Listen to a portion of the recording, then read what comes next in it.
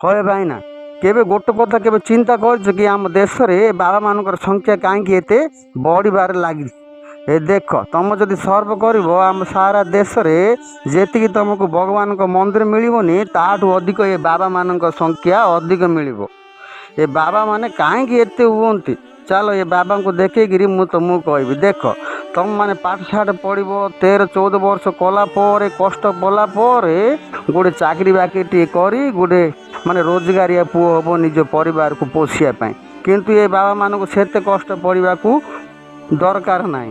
ଅତି ସହଜରେ ଦେଖ ଏ ବାବାଙ୍କ ପାଖରେ କେତେ ପଇସା। ଲୋକମାନେ ଅନ୍ଧବିଶ୍ୱାସରେ ପଡ଼ି ଦେଖୁଛ ନା ବଡ଼ ବଡ଼ ମାଜା ବୋତଲ ବି ଦେଉଛନ୍ତି, ଏତେ ପ୍ୟାଣ୍ଟ ସାର୍ଟ ଦେଉଛନ୍ତି। ବାବାଙ୍କୁ ତୁମେ ଯଦି ଏତେ ମାନେ ଟଙ୍କା ପଇସା ଆଉ ଦାମୀ ଉପହାର ଯଦି ଦେବାର ବନ୍ଦ କରିଦେବ ତାହେଲେ ଦେଖିବ ବାବାମାନଙ୍କର ସଂଖ୍ୟା ବି ପୁରା କମିଯିବ। ଆଉ ବାବା ତୁମମାନେ 8 ଘଣ୍ଟା ମାସେ କାମ କଲା ପରେ ଗୋଟେ 20-30 ହଜାର ଚାକିରିରେ ତୁମେ କାମ କରୁଛ, ମାନେ ପଇସା ଦରମା ଆଣୁଛ। କିନ୍ତୁ ବାବା ଅଳ୍ପ ସମୟ ଭିତରେ ଦେଖୁଛ ନା ବାବା ପାଖରେ କେତେ ପଇସା ଗଦା ହେଇଛି। ତୁମେ ପୁରା ମାସ କ'ଣ ବର୍ଷ ହେଲେ ବି ଏତେ ପଇସା ତୁମେ କମେଇ ପାରିବନି ଚାକିରି କରି। ଆହୁରି ତୁମେ 13-14 ବର୍ଷ ମାନେ ପାଠ ପଢ଼ୁଥିଲ।